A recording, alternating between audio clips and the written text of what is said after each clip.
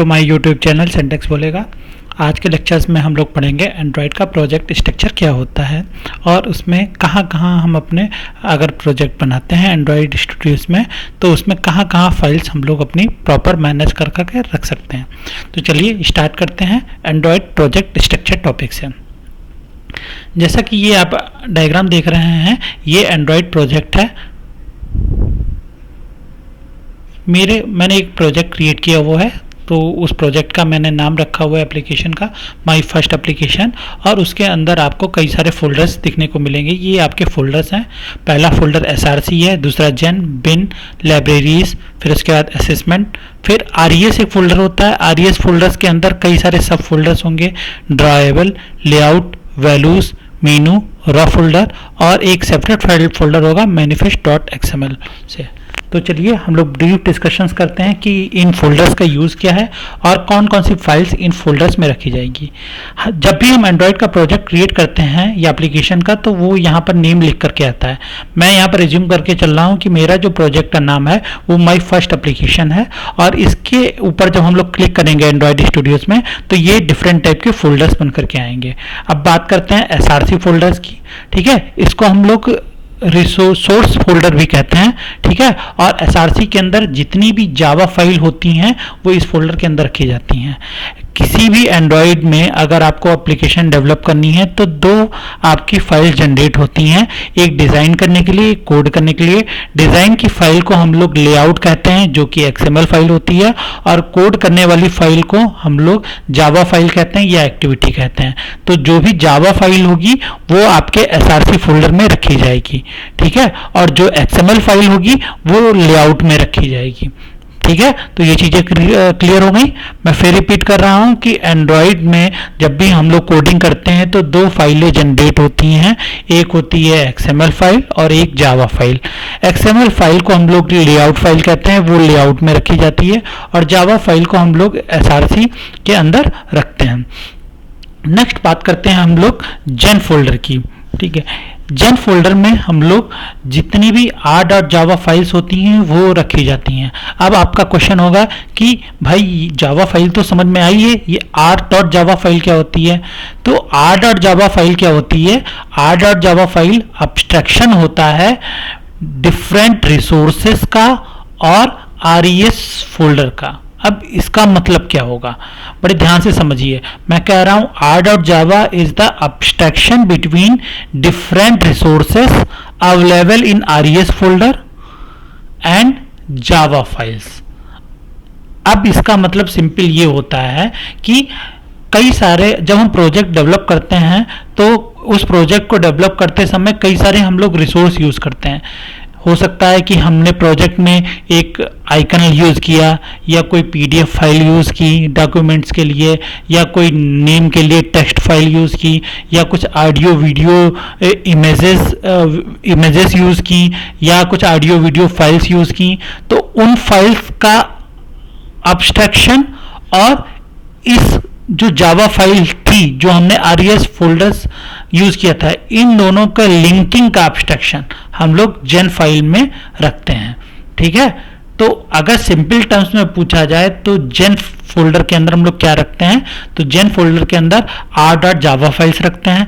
अब क्वेश्चन आया R.java file क्या होती है? तो R.java फाइल्स क्या होती हैं? जो रिसोर्स फोल्डर होता है उसके अंदर का डाटा और जो SRC फोल्डर होता है उसके अंदर की फाइल के बीच में एक लिंकिंग फाइल जनरेट होती है। उस लिंकिंग फाइल को हम लोग जेन फोल्डर के अंदर रखते हैं।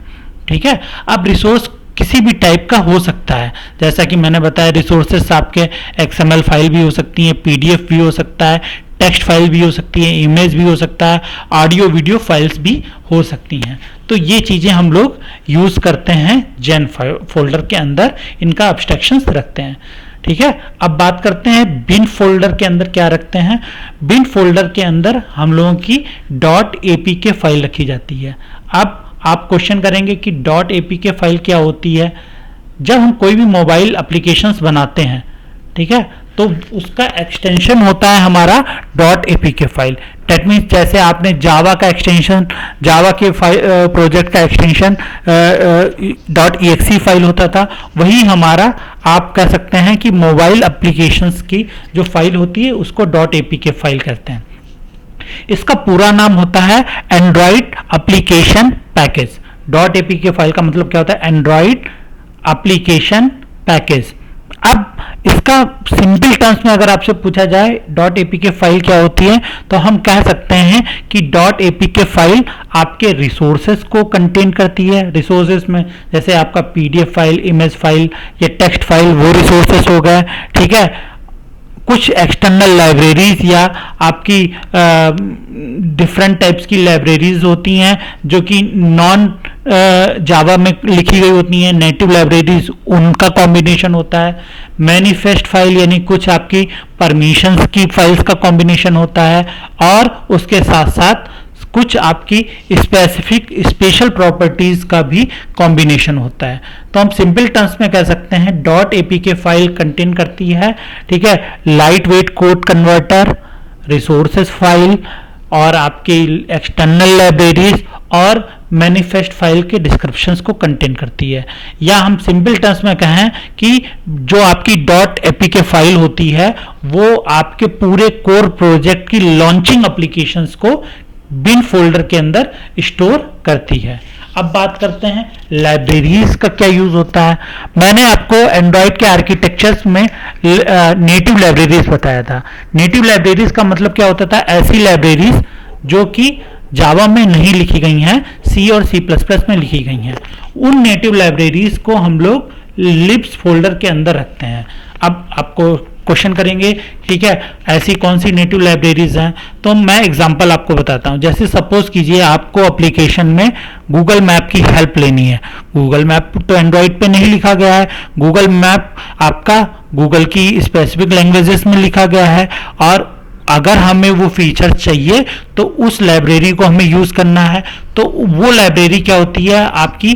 वो होती है आपकी गूगल मैप लाइब्रेरीज। सो गूगल मैप, या इसको हम कह सकते हैं गूगल _ मैप्स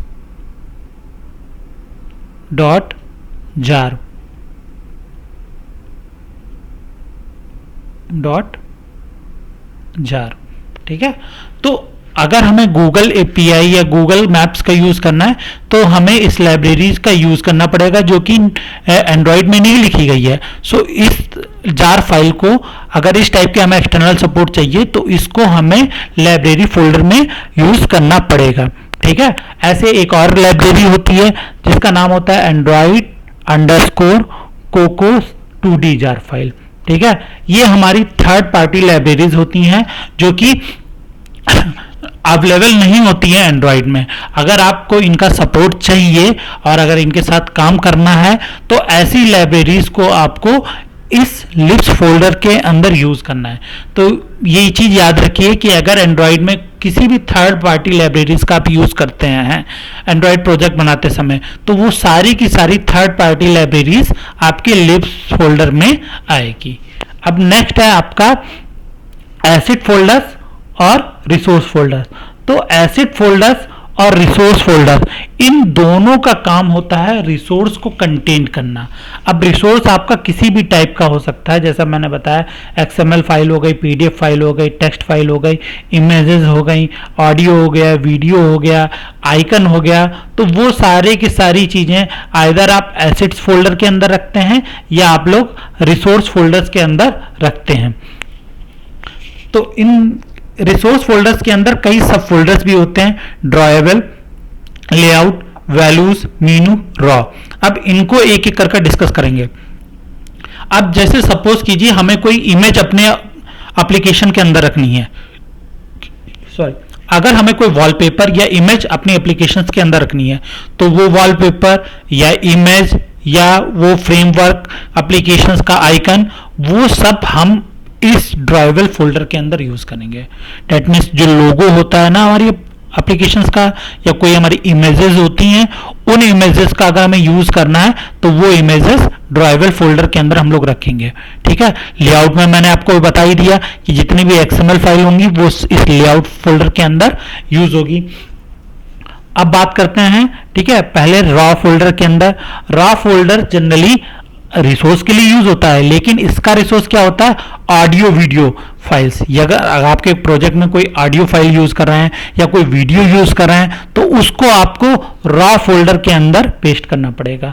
मीनू स्पेसिफिक अगर बार हैं तो उनको मीनू फोल्डर्स के अंदर यूज करना पड़ेगा, और वैल्यूज के अंदर आपको उनकी वैल्यू प्रोवाइड करनी पड़ेगी। वैल्यू प्रोवाइड करने का मतलब क्या है, सपोज कीजिए आप थीम बना रहे हैं, आप अपने प्रोजेक्ट में कोई थीम डिजाइन कर रहे हैं या कोई लेआउट डिजाइन कर रहे हैं जिसका कलर का कॉम्बिनेशंस अलग है, तो हर कलर के कॉम्बिनेशंस की एक स्पेसिफिक वैल्यूज होती है, उस वैल्यूज को आप इसके अंदर प्रोवाइड करेंगे।